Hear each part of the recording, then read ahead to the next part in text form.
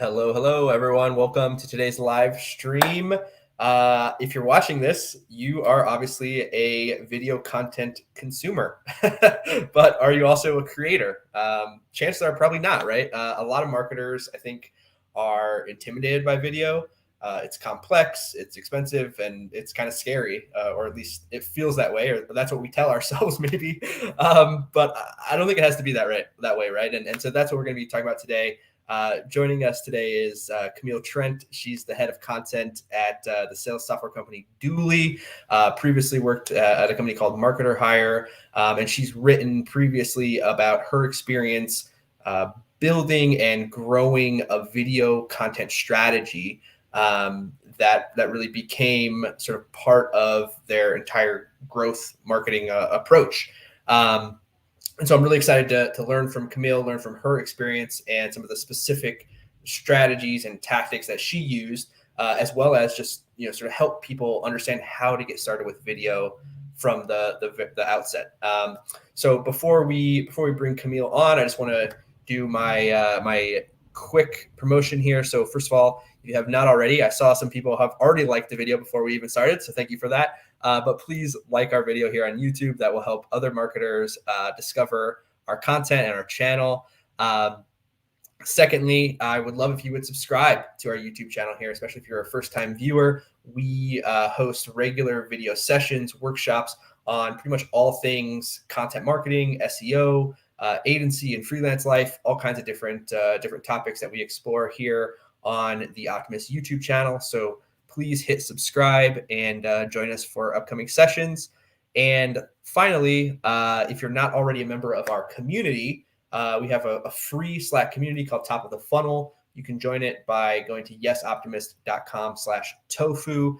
And inside Top of the Funnel, first of all, we have exclusive content, Q&As, Slack, AMAs, all kinds of stuff that's happening in there, as well as job opportunities, people hiring and looking for work. And it's also the first place where we promote and really distribute all of the sessions, live video sessions and content that we're doing in the public world. So there's all kinds of good stuff inside Top of the Funnel. Again, it's free Slack community. So would love to have you there. If you're in-house marketer, freelancer, agency person, whatever the case may be, please join us. All right. With all that out of the way, let's kick things off, right? So I'm super excited again to bring on Camille Trent, who will be our guest for today. Hey, Camille. Hey, Tyler. Thanks for the reveal and that nice intro. Yeah, you gotta like build a little suspense and like do kind of the build up and You do. You're clearly a content marketer. I appreciate it. That's right. I just gotta get my what is content in there, really satisfy the algorithm. No. Yeah, you should have started with what is Camille? What is video? I think we'll get into that right now. So. Yeah. Awesome. Well, hey, thanks so much, first of all, for joining us today. I'm super excited to dig in. As we were talking about before starting, we have been doing video now for close to 2 years, and I still think we're learning every day the stuff that we could or should be doing better. So I'm super excited to learn from your experience and all the stuff that you've done in your career. I wanted to start at the very basic level. So sort of what prompted this discussion and this topic was an article that you wrote for the site Metadata, and it was about the content marketing strategy or the video strategy that you used, I believe at Marketer Hire. Can you just walk us through, I guess, your approach to video content and sort of what the steps involved are? Yeah. So it depends on what type of content, obviously, that you want to create, right? But for most content marketers, creating some sort of a media company, and whether that pillar content starts with a show or a webinar or a podcast, like all of those can work in terms of creating some sort of pillar that you can then cut up. Or you can start the opposite way, which I'll talk about, where you have sort of like this minimum, as I'm calling it, like minimum viable like video product, right? And you start with that and you see if it's viable. You see if people like it. You see if the content is good, and you figure out your structure so that you can then create the polished like podcast or show that you want to create from it. So so how we went about it at Marketer Hire, and how it started was, one, like, it was an experiment, right? But I had some learnings from seeing other people do these things well, where they had a podcast that they would do multiple times, and then they would cut it up and they'd put it on social, and that worked really well.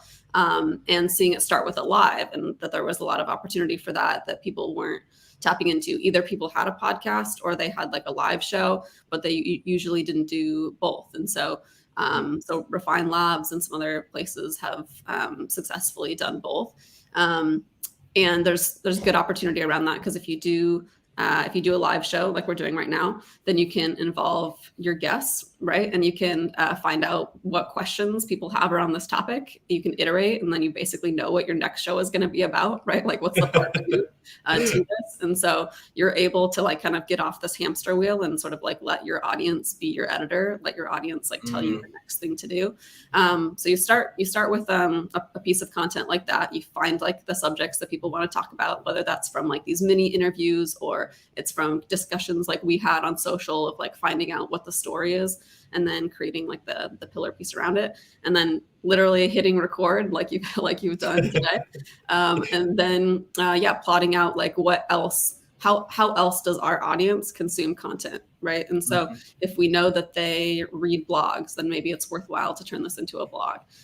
If we know that they're more likely to read written content that they find in the feed, like maybe it's a LinkedIn article versus like an SEO article, then maybe I'm going to prioritize like a shorter form recap rather than like a long form. But if we know that like there's a high volume of this word, or a lot of people are searching for this, then maybe it's worth like investing in like that long form like SEO piece. So considering how else your audience consumes content. And I think for a lot of industries, definitely for marketing and sales, which are the most recent that I've been in, that they're definitely on social, and in both cases on LinkedIn, right? On Twitter, like now on TikTok a little bit. And those are also channels with high upside, right? Like where you can actually get reach if something is good, whereas something like a Facebook and even Instagram it's harder to grow in those. So prioritizing your repurposing strategy around like the channels where your audience is, and then where you have some traction, like where you know that you'll be able to distribute the content. So basically from the live show, what we ended up doing was a live show, and talked about making it into a webinar. Didn't end up doing that, but we did have like a live show, then used email to like deliver that show afterwards. If you missed it, you can watch this full recording, which I know for this show, people are asking about, is there a recording? And so what I wrote about on Metadata's piece is a lot of the benefit from video doesn't come from the event, right? Or like the live video, it comes afterwards. It comes from the repurposing. So afterwards we would, by the way, we just use Zoom. Like if you're concerned about the tool, like how are we going to get this done? Like what should I use to record? Like just use Zoom, just use the thing that you already have and that you know well, and then you can always change it. But right now, like it's keeping you from recording, it's keeping you from doing something. And so we just use Zoom, and then afterwards it's easy to just download that recording. You're not having to like wait on a partner or wait on a tool to synthesize it or to process it. And so literally just downloaded it, and then during the interviews, during the lives, we had our director of marketing that was leading that, and then me or someone else would usually be on the call and taking notes of kind of the like light bulb moments, right? So if you can do that with a content marketer, like someone who's looking for something specific in there, and they know what the objections are that their customers have, like they have kind of like their sales enablement hat on, but also their marketer hat on, to be able to find those moments, taking notes during the actual event. Sorry, my kid is yelling in the background. No worries. We're gonna talk about background stuff at some point. Yeah, so I mean, this is a perfect example of a minimum viable video, right? Is that like if you're too concerned about this happening or about it being messy, then you'll never get started because there'll always be something like this. And so, so from there though, we would take the video, we download it. I'd look for like specific clips and try and find like at least 3 clips that were like around a minute long for the feed, and then I'd usually come up with like 2 to 3 headlines per clip. And the reason for that is because I was thinking about supporting the paid team, and the ability to A/B test is important there. And so that was an important part of the strategy of we would test different headlines with the same exact clip, and then we'd go forward with the one, that was most compelling to our audience, or that was like generating the results that we were looking for, whether or not that was more people were viewing it or more people were clicking through. We're just optimizing for that metric. So a few different versions, and then would do that for every show, and then that allowed us to use it for paid and organic. The other portion of this too, though, is before I went on paid, I'd usually post it on organic, and that would give a good like leading indicator of, do people like this content? Is this headline resonating? Are people engaging in the comments? And so, posting that on our company page, but then also oftentimes I would post it on my personal. And there are 2 things that stood out of at the time. It was marketing to marketers, and so it was a little bit easier in that like I know what content resonates with me, or and so that made it a little bit easier. And so if I was willing to share the content, if I didn't feel weird about sharing the content, like I genuinely thought it would be good for my audience, then that was usually a good sign, right? Of like, oh, this is probably pretty good content because I feel excited to share it. So that was one thing. And then also just seeing like the feedback, right? So both of those things kind of can be leading indicators before you spend any money on the actual paid for it. There's just some sort of like tricks for repurposing, and then always the captions as well. I think one reason why video over written content, or video to start, and you can always turn it into written content, is just like more senses are involved, right? Like you're seeing the person, you're hearing the person, and then if you're doing it right on social or on YouTube, you're also having captions, right? And so you're also able to read the content. So you're appealing to different people. It's more accessible, and you're establishing that trust like more so than you'll be able to do with purely written content, because now I can see that there's a human being like on the other side. And so so before I even get more into like how to do it, I think it's important of like why to do it. Right. You can see the person, you can establish that trust faster, and build that rapport faster.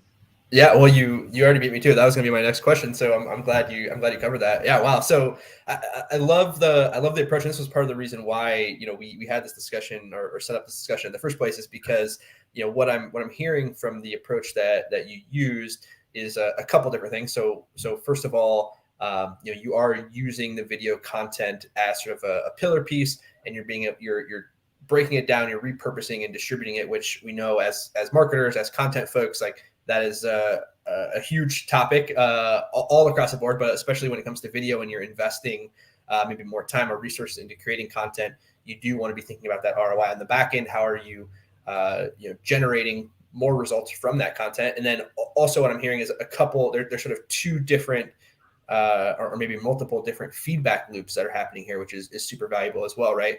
I think as a content person myself, I think a lot about how do we iterate on this content. I think it's less and less about creating a perfect piece from the start, and it's more about how do I iterate on this content. And what I hear from you is, first of all, you sort of have like the big iteration loop, which is you create the content, you do all this stuff, you sort of chop it up, repurpose it, and you're learning in that process from the audience or from the guests about other ideas that you can use to improve or create new content in the future. And then on sort of a smaller scale for each individual piece, you have sort of an iteration loop where you're testing that micro content using paid or using organic, and then pushing it to paid and those kind of things. So you've sort of created a bunch of different systems there where you're getting feedback loops and able to sort of learn really, really quickly.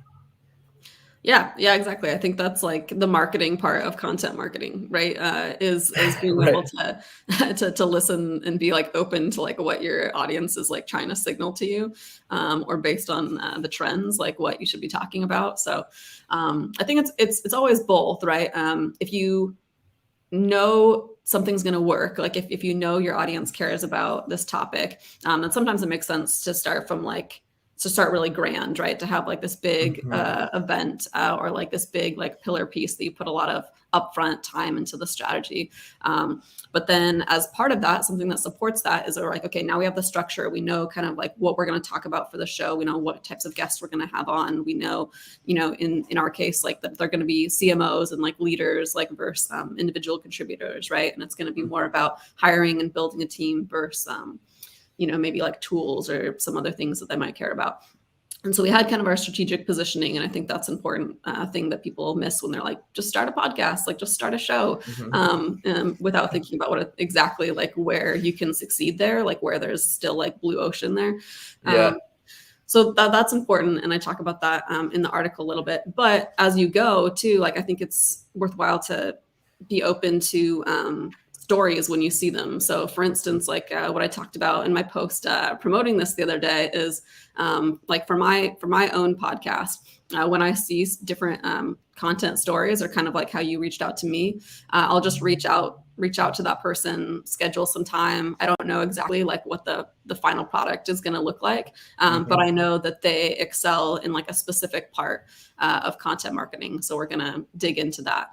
And so we'll either have an upfront call, like where we talk about that, or we'll just get on live and hash it out. And most of the time now, I just get on live because speed is really important. And Yeah.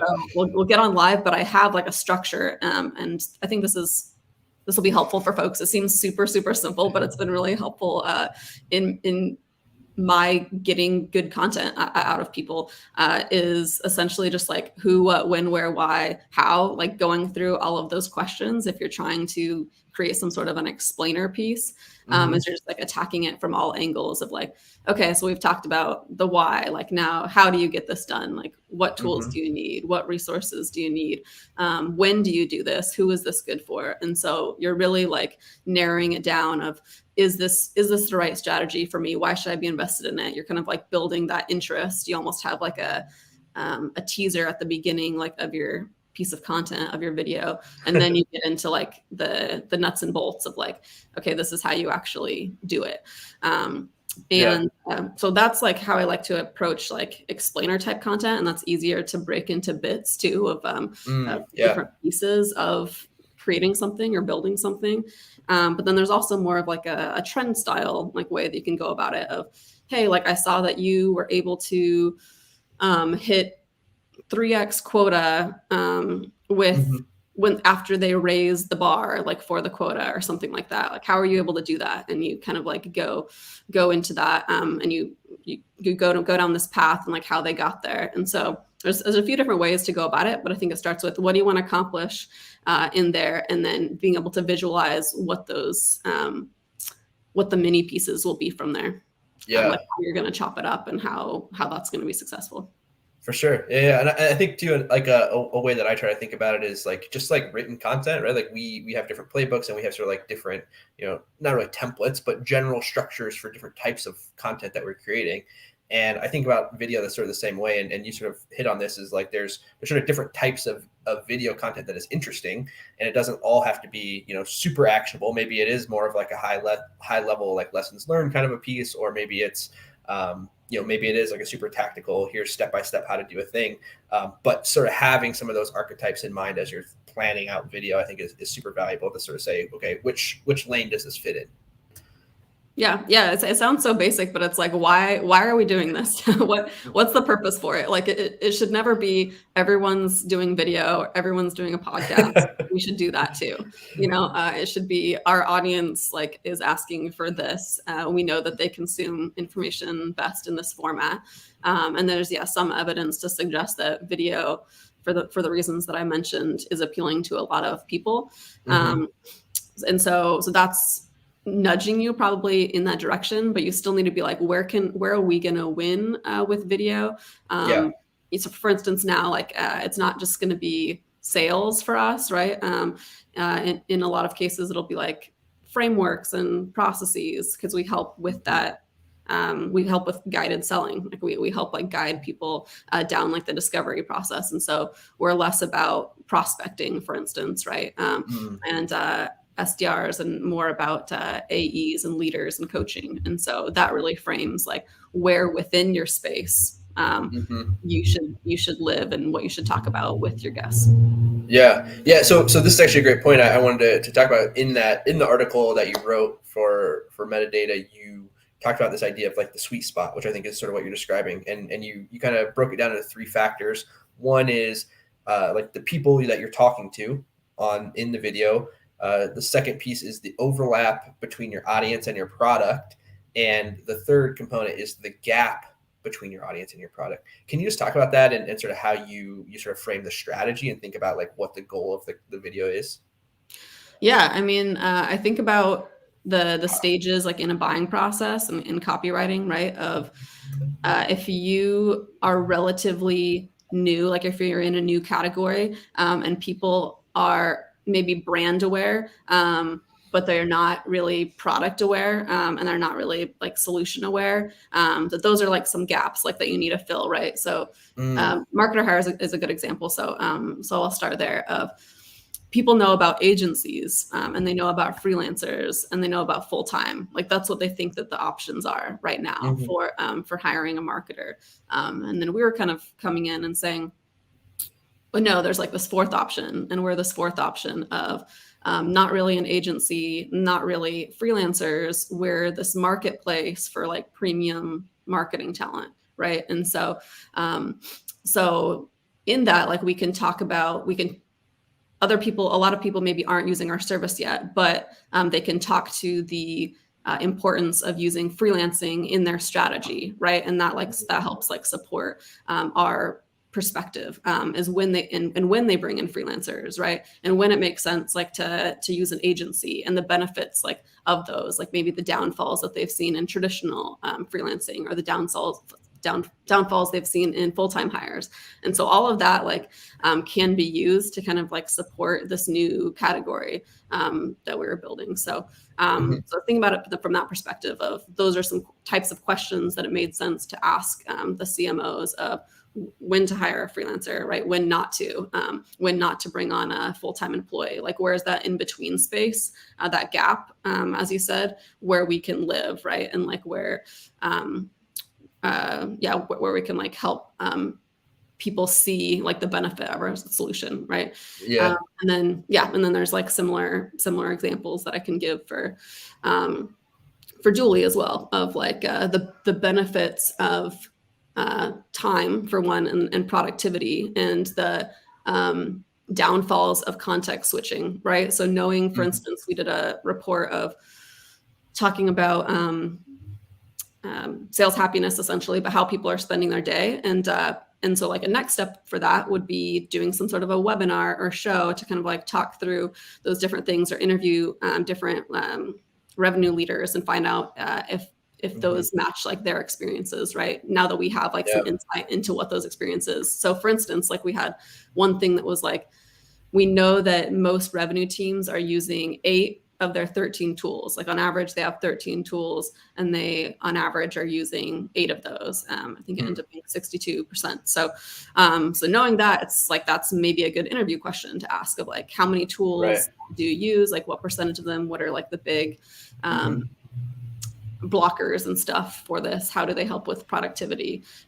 So sometimes it's starting with a big piece of content and having that inform the questions that you ask in your video content, or other times it's like starting small and having offline kind of like interviews that I always try to just hit record on, like just in case there's something good that I can clip up later. So those are ways to think about the strategy behind it, like what you're trying to accomplish with the video when you go in, so that even if it's low quality or like low production, that the content itself is good, and at the minimum, like you'll have a good transcript. Yeah, that's a great way to think about it. And I think that's one of those things that like should be obvious to us as content marketers. It's like when again, when you plan written content or blog posts or whatever, I think most of us are at the level where sort of have mapped it out. It lives in a certain stage of the buyer's journey, and you have like a specific goal, and there's like a call to action associated with it, and there's like all this detail and thought and strategy behind it. And then when we get to video, for some reason that like goes out the window. But for what you're describing is, I think, applying some of those same frameworks to the video and saying like, okay, what are we actually trying to do with this? Where does it live in the buyer's journey? How does it connect to these specific pain points or jobs to be done or whatever the sort of framework that we use is? And then how do we really power the strategy, in a way that maps back to that buyer's journey? Yeah, no, exactly. And it's cool because like one thing that I think us as content marketers don't think about is that video in general, like at the minimum, like I talked about, at the minimum you get a transcript, but at the minimum you also just get free like customer research a lot of times, Right. and that can frame like that can just like frame your product roadmap and like your product strategy too. Totally. And then the next piece of content, like you'll fuel ideas for the next piece of content, because it is worth noting that when we're interviewing folks, is that even though like we're listening for things that might be beneficial to us in a paid ad or in a in a piece of content later that support that, not everything, like 80% of it doesn't, right? But it shows you how that person works and like what their struggles are throughout the day, and where you may or may not fit into that. And so there's benefits like to just listening to better understand your audience. For sure.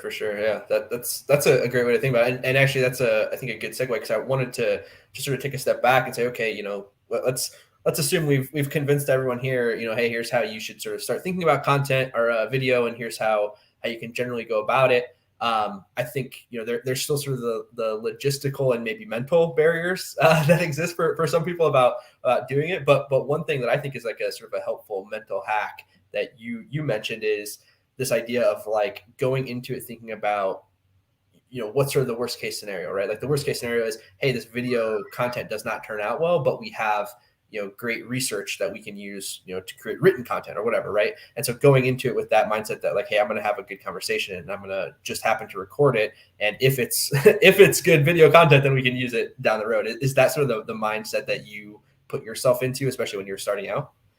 Yeah, so this is a good segue into like some of the like side project work I'm doing now.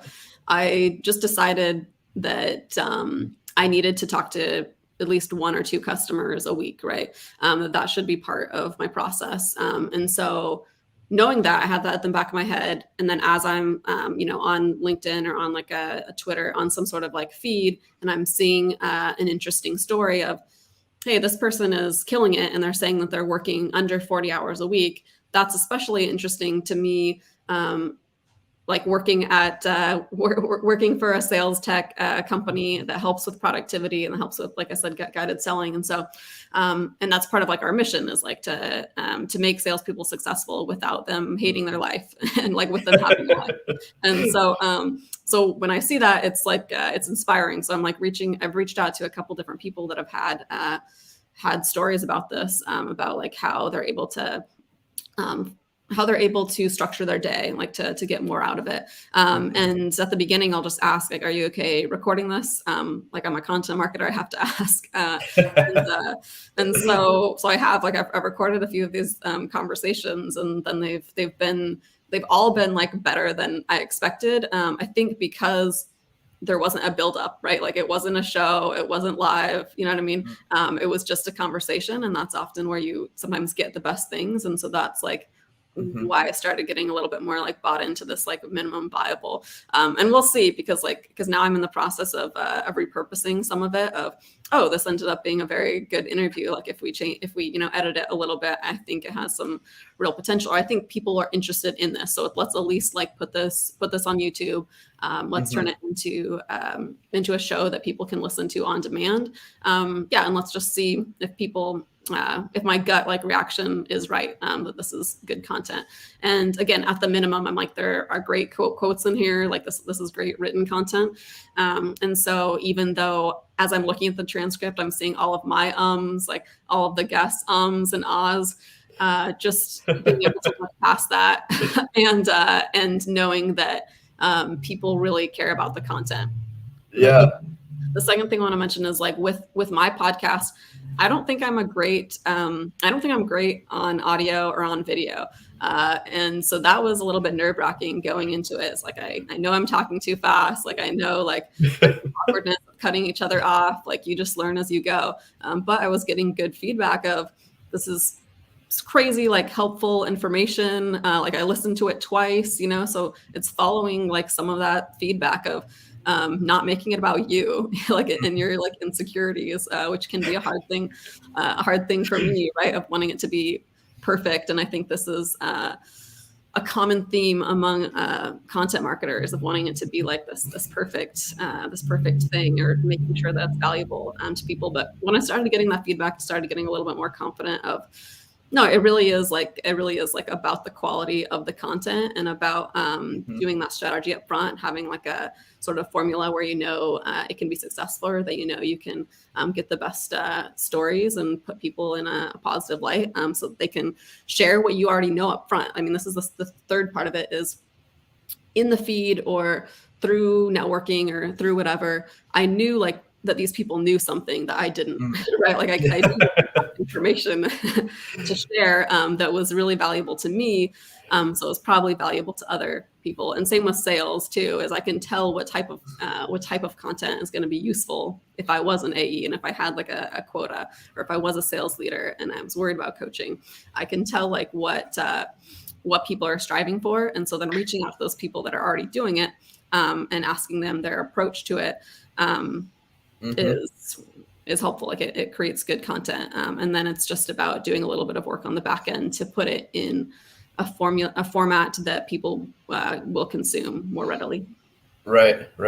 Yeah. So, well, let's talk a little bit about that. Cause I think like, again, just for anybody who's sort of on the fence, it's important to remember, like pretty much everyone who gets started in video has those same like insecurities, right? Like I know I definitely have felt that myself as well. And, even to this day, still feel the slight insecurity in the back of my head sometimes when I'm getting ready to do these. But to your point, I think, what do they say? Progress is better than perfection, right? Like doing something and starting somewhere and then iterating and growing and learning is 10 times better than not starting. But I think one specific question to ask there is like, what should people expect just in terms of like audio and video quality and sort of like production value? Like, is there sort of a minimum threshold that you need to achieve at least before you really jump into it?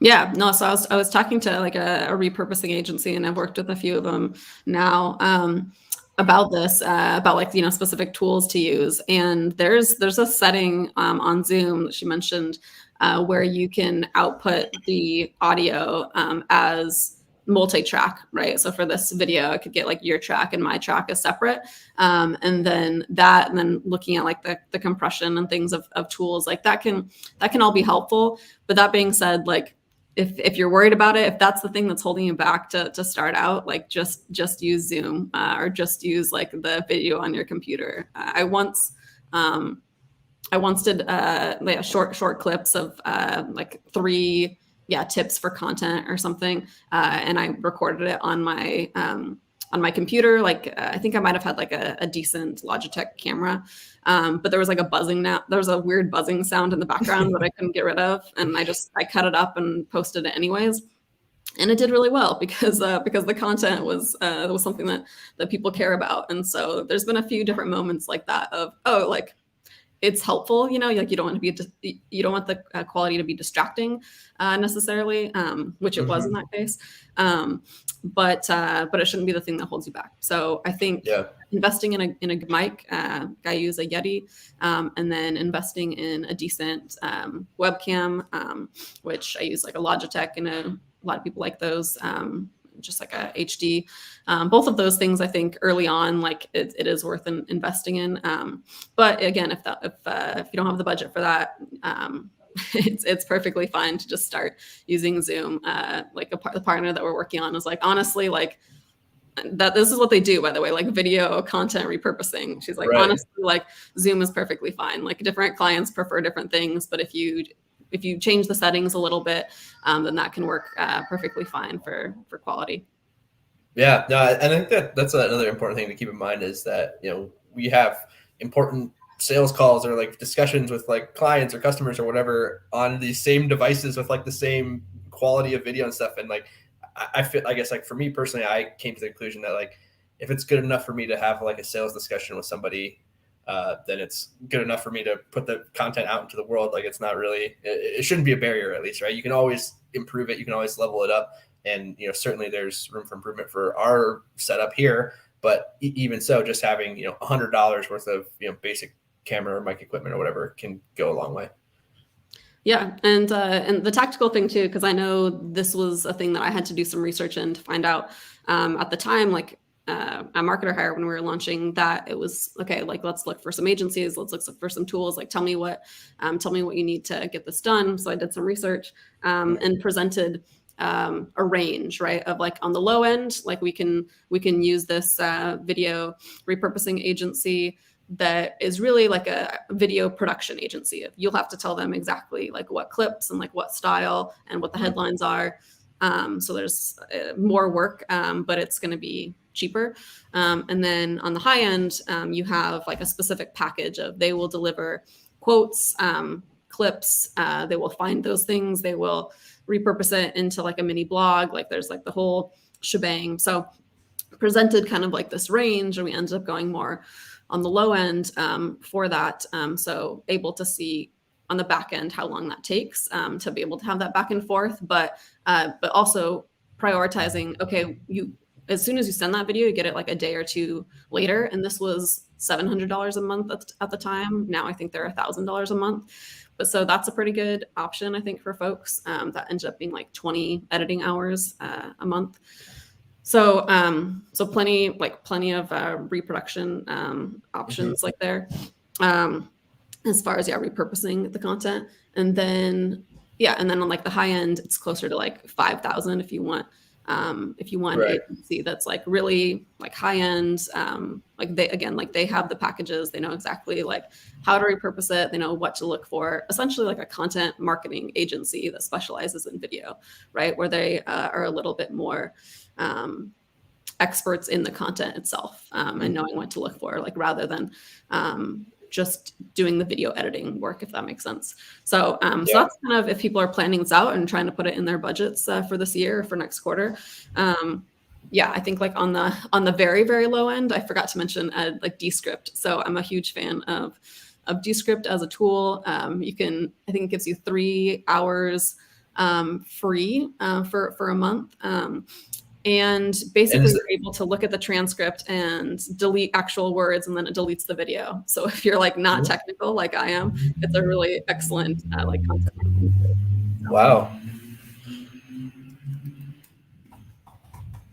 That's really cool. So Descript is like a tool that you use for sort of like DIY like video edits and sort of like basic cleanup. And then in terms of like bigger edits and like repurposing the content and that kind of stuff, you have outsourced that to sort of this productized service type company.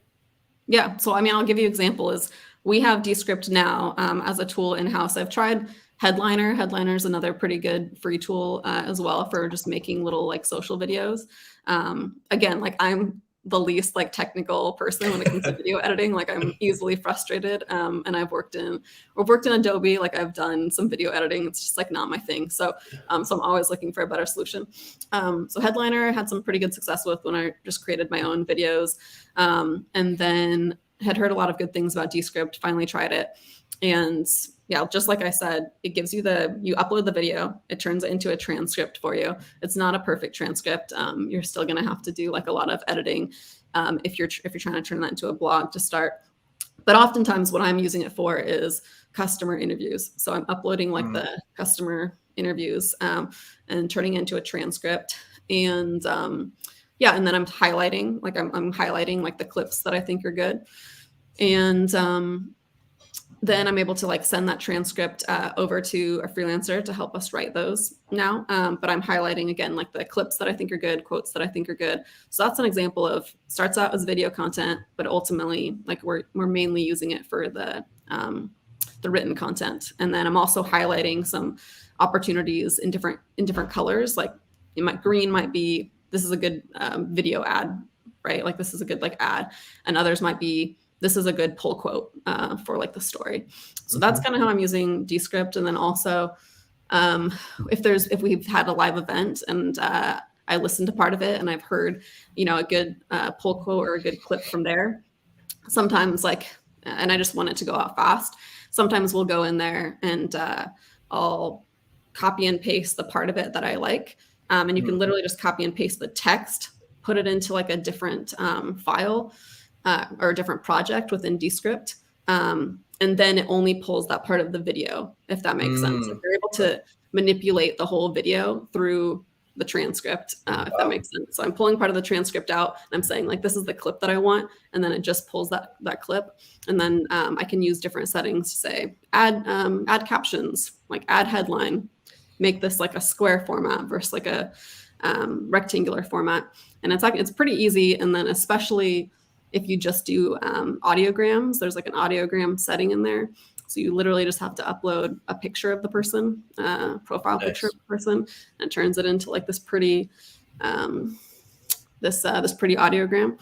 So those are some hacks of like, if you literally have like a $20, $30 a month budget for this, but you have a good eye, then you can do this. Like that's the best way to do it. And then once you are able to prove your point there, and you're showing that this is taking too much time on the back end for the editing, and you want to be able to create more content, then you can say, hey, I really need like $1,000 budget to help with some of the editing portion of this, or to help us like level up the design. Because if I'm designing it, like the quality is going to be low. And so then you can progress to like more of a video editor, like a freelance video editor that can help you for like $1,000 a month. So that's another thing. If you're thinking about minimum viable like budget for some of these things, it's like $0 to get you 3 hours a month of video content through Descript. Totally. Yeah. So that's awesome. So if we're thinking about sort of the objections that people might have to starting on their video strategy, what I'm hearing here is a couple of those being tackled right now, right? So if you're thinking about sort of the video and audio quality, again, I say, if you've got a level of quality that you can have a Zoom conversation or have a sales call or whatever, then, that's probably fine. You probably don't need a lot, or, you might spend $100 or a couple $100 on a mic and a camera. But either way, like, there's sort of a minimum threshold there. As long as, Camille, I think you nailed it when you said, as long as the quality is not a distraction, that's really the only thing that really matters.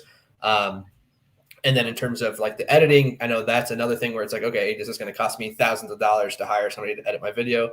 You just describe two tools, Descript and Headliner, that let you really sort of DIY the process there to really just do some basic editing, clean up the video, polish it a little bit, and then a fairly low cost option. I think you said $700 to $1,000 to outsource sort of a whole editing and like repurposing process to another agency, which I think is reasonably affordable, right? Especially if you're already investing in content and marketing in general. Yeah, for sure. And so I think tools, like resources that you need as far as like a budget to get started. I think we talked about a lot of those. So then the other part is consistency, right? And frequency of some of these things. So I think if you have some sort of a pillar piece like you're doing now with this live show of, I think like the minimum is like bi-monthly or like bi-weekly, if you look at it that way, of every other week you're doing some sort of piece like this, because you can, I think, get 5 to 10 clips from something like this, so, or 5 to 10 quotes. Like you can get different types of pieces of content that could fill your social calendar, and that can help like fill your blog backlog too with ideas. And so, but then the other part of it is just so people don't forget you exist, right? So people like remember to be able to Yep. remember the show, and you're able to like get them into maybe some sort of more of a cadence or more of like a community, right? Is through some of these pieces. And so, so the point of like a clip or like a small piece is number one, just to provide value to educate people. It shouldn't just be like a promotional piece of like, hey, like this is a teaser for this long form piece that we have. It should also be a standalone piece. And so, because you have to assume that most people are not going to get any farther than that. They're just going to like consume in the feed. But you also want to like have an option for people to learn more, right? For people to read more, learn more. And ideally in the type of format or a similar format as to what they're consuming now, right? So if I'm consuming is this video clip content, then I want to like continue that conversation. I want to like see what else you said like on that video. And so then you'd have like the link to the podcast or the link to the video or whatever, so that they can sort of like continue down that road without there being barriers to, oh, okay, like this is written content. Oh, that doesn't like match up with what I was looking for. So that's kind of a thought process, is if you can think big enough to kind of, I don't like the word funnel, but to have sort of an avenue for people to keep learning and taking them down like a journey, then that's like why you do the pillar content piece. But then assume that most people are just going to consume like bite-sized information in the feed. And so provide enough value there where even if they do nothing else, like they remember you for that thing. Yeah, that's great. It's sort of, thinking of that video as both like a strategy and a tactic, right? Like it is its own sort of standalone piece of content, but it's also a tactic to hopefully help drive traffic or conversions to some other pieces, if that makes sense, based on exactly. what you're putting That's together. a good way of looking at it. Yeah. And so you mentioned also, I think you wrote in that article, you said the bulk of the ROI really comes like after recording the webinar, I think in that specific case, or let's say like the pillar piece of content, and then you're repurposing it. Can you talk a little bit about that? Like how do you think about ROI? How do you maximize ROI for the video after it's been created? Yeah. So I'll talk to a few different things. So for my own podcast now, I work with a video agency, and what's nice about this is they have like a specific deliverables, specific like cadence of every other week. They're going to give me 2 or 3 like pull quotes that are in like a social media format that have like a nice design and recognizable. So like I'm associating like that design now like with this podcast. So there's that, and then there's clips, right? So there's like the social clips, and then they also do a recap kind of like blog for me, and then they publish it as a podcast, and I believe it's on YouTube as well. So it's like a few different mediums. And what's nice about that is you can ideally like you take that video and you embed it into the blog as well. And so then you have it a few different mediums going, and you embed the podcast player onto the blog as well. So then you have like a bunch of different mediums. So again, you're letting the user just consume the content the way that they want. And you've taken like the time to repurpose it in a few different contents or formats for different accessibility. So that's one way. That's like the easy answer of the playbook. The other side of this too, the ROI side, that's interesting to speak about is, after we had a few different clips from like a few different sessions, it was cool to kind of look in our feed on leads and see like the lead sources coming in, and then calculate all of those too. Like, okay, we got a few hundred from this one. We got like 600 from this one, like 100 for this one. You can kind of see like what sessions and what clips from those sessions are resonating. And then you have some like quantitative data of, okay, if I'm looking at the trends here, when we talk about the benefits of freelancing versus like the benefits of agency, or like how to build a team, for instance, like these are the things that are really resonating. So if we can incorporate more of that type of content, whether that's in our blog or whether that's like more live sessions that we do, or we ask more of those questions, it helps again, like inform your strategy. But the second part of this is It's easy to track with ads because you can see like there's just more tracking in general to see like how much like literal money like is brought in through this. But you can again like you can see the brand like being built when you use it in organic as well. Like you can see like the engagement growing. You can see like inbound leads like coming from it too. People just referencing, whatever social network that you are invested most in, of people saying, hey, I saw you on LinkedIn, or I saw you on Twitter, or whatever. And you can assume like once you started that video strategy that was the thing that was bringing it in. So the last thing is for that specific example, I'm seeing like those same clips that we made, must have been like 10 or so months ago, because I've been at Julie now for like 8 months. So like clips that we made like almost a year ago, still being used in ads. And so you have to assume like the ROI is good on those. And like what's cool about it too is like how much they've iterated on it. And in that, like, again, minimum viable, like starting with kind of like a basic like production agency, pink background, like video in the middle, and then how they've changed that so that the formatting is like perfect for Instagram stories, like a little bit higher quality of design. So you can always iterate on it. But like imagine if they had like waited like that year to like start producing like that level of ads, like then they would have missed out on all of the benefits and like the leads and the conversation starters that came a year ago. Right. Yeah, for sure. You talked about seeing sort of the lead sources and people coming from that video. I mean, I think the attribution there is clear when you're talking about ads, right? So if you're using the video as part of an ad, which is a whole nother, sort of way that we can repurpose and reuse this video content. Is there anything in like the, sort of the organic video that you're doing to generate leads, or how do you sort of think about the ROI from that sense? Yeah. So for a lot of these ads, I mean, in this specific case, it was like the next step was essentially completing a brief, like telling us like what type of freelancer they wanted, completing a brief. And that was kind of the same as requesting a demo as it would be in SaaS.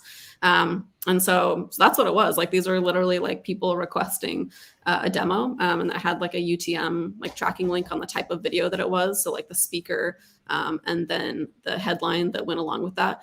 And so that's why we're able to get like as granular of this headline with this speaker did well. So that's how we're tracking it, and that's how we're kind of iterating on strategy. And was there anything in the video content itself that you were doing to sort of generate or drive leads or get people to take that action? Yeah, I mean, some like basic formatting tips, I guess, for this was, the space at the top with like a solid background with the title. And then we had a caption, at the bottom that was like fairly big. And I think the most important thing is just like that the FAQs that you might have on a landing page, like a persuasive, content landing page of, I'm trying to think of a good example of, what in this case, like, why would you hire through marketer hire versus a freelancer? Why would you hire here, like versus an agency and stuff? So some of the frequent objections and asked questions are like some of the pieces that we would pull out. So essentially they like served as like content enablement or sales enablement rather, and ads at that same time, because I'm trying to think of one of the headlines was, I think like when not to hire a full-time employee, right? And so so that was like a objection, right? Or even if it was something that didn't come up as something in the back of people's minds of I should just hire on my own team. Like this doesn't that increase like loyalty and production and these types of things. And so kind of handling that with clips from other people. I think this is an important thing to emphasize, is what other people say about you is more important than what you say about you. And so when you're having these conversations, and even if you're not talking specifically about your product or anything you solve, if you're showing that you're an expert in, maybe in this case, in content marketing, right? Or an expert in sales, then it increases trust. And then so that next, that's kind of the more of the stuff we were doing ended up being like mid-funnel, bottom funnel, just because that came up in conversation, and there was good like planning going into it, that we were able to have more of that like mid-funnel, bottom funnel objection handling that came from other people of why they built their team this way, or the benefits that they saw in hiring freelancers when they did it. You know, like sometimes I think the biggest thing is hurdles for people buying things are they can't picture it. They can't like see how it fits. They can't see how your product fits in their tech stack. They can't picture like how it's going to help them get better. And so I think bringing in people and just being like, how do you do it? Like, tell me about your process, and whether or not it includes your tool, at least like you're helping people get better at their jobs, and they'll appreciate that and remember you. For sure. Yeah, that's super interesting. And I'm thinking about too executing this in reality. And the other thing that I'm thinking about is like a sort of a demand generation strategy. I think it's really powerful too, because like, you know, you mentioned these specific use cases, like when not to hire a freelancer. Like that may be something that somebody never Googles, but it might be a question that they have. And if that video crosses their feed at sort of the right time, like that could be a way that you're generating demand and sort of generating interest in this thing that, again, maybe somebody's not actively searching for, but they do have a need for. Yeah, exactly. Like you're able to answer questions like before people have them, or before they know them. Right. Yeah, that's awesome. Well, that's super cool. Camille, it's been really great talking to you so far. I have a couple final questions for you, but I really also am interested. Anybody else who is watching the stream, if you have any specific questions or barriers or blockers for getting started in video, please share those. Let's discuss them and see if Camille has any thoughts on those. I do know one person had a question just about like sort of your tech stack now and maybe what hardware and software you're using. I think you described most of them, but is there anything there that you have changed or upgraded since you got started? Yeah, it's a good question. So Descript was one that I didn't start using until recently, until I started at Dooley. Before I was using Headliner, like similar, but doesn't have that benefit of being able to manipulate the video through the transcript. And I think this is also just more user-friendly. There's a desktop version versus like the browser-only version. So Descript, big fan of that. And then some other ones is sort of like as soon as you can prove concept, or as soon as you can start like, whatever your goals are, generating ROI, increasing awareness like of your product, whatever like you're in charge of, whatever your goals are. Once you start hitting goals, like starting to make the case for, okay, this is taking up X amount of my time. I think if I had that time back, that I'd be able to get X, Y, and Z done. So considering that this is bringing in this amount of revenue, or that it's helping us like hit this goal, is that worth like $1,000 to us? Is that worth $5,000 to us? And it depends, on the stage of company and your brand too, of what minimum viable means for your brand, right? Like, can you get away with something that I would make on Descript or not? Are we comfortable with that? Anyways, but having those conversations too, so that you can start leveling up and you can start moving faster of like, hey, like this is the first thing we can outsource. Let's do this $1,000 kind of like upgrade. And then after that, like, let's, in a little bit, like, let's have a conversation of like, does it make sense to bring on that like $5,000 agency to help us level up, move faster, have a higher quality piece. Yeah, makes a lot of sense. I think the playbook's sort of being written right now, still about how to use, just like content marketing has sort of matured as a business strategy, and I think now people understand how to measure, how to quantify the value, how to do all these things. And so I think like that's sort of evolving right now with video too, and people are learning how to do a better job of attributing revenue and that kind of stuff to validate it. Yeah, for sure. Like it's all still like relatively new, like how we're using it and how it could be used. And a lot of it too, like, I mean, I'm making it sound easy, but I think a lot of it too has to do with having good like product market fit, right? So I think video can help, or these types of like interviews can help you understand your own product and like understand like what, you know, what a buyer is actually, what their day actually looks like, and how you may or may not fit like into that. So I think it can help with that, but like expecting it to produce anything from brand to demand to ROI without like a good product, like it won't do that. Right, right. It's not going to help you that much, like if you don't have good product market fit. So it starts with like, where are we going to win, right? Or where is there like that blank space where we play? And once you identify that, it like informs your content strategy. For sure. For sure. That's awesome. Well, we are at our hour here, Camille. So first of all, again, I just want to say thank you so much for taking the time to talk with us. Yeah, it's been a very enlightening conversation. And as I shared, I think for me too, some takeaways here on how we can better use the video that we're creating. Yeah, so just thank you so much, Camille. It was great.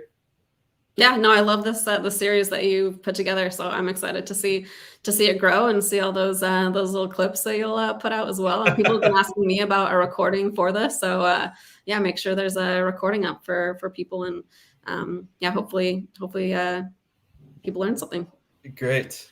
Well, just real quick in closing here, a couple things. So if you want to check out the article that Camille wrote, again, that sort of inspired this discussion, I created a quick bit.ly here, bit.ly/Camille-MVV. That's the article on the metadata site. Give Camille a follow on Twitter if you have not already. And then finally, please like and subscribe our video, help other people find us. And you can also join our community, top of the funnel, at yesoptimist.com/tofu. Well, thank you again so much, Camille. It's been great talking to you, and have a great rest of your day. Thanks, Tyler. Cheers. Cheers.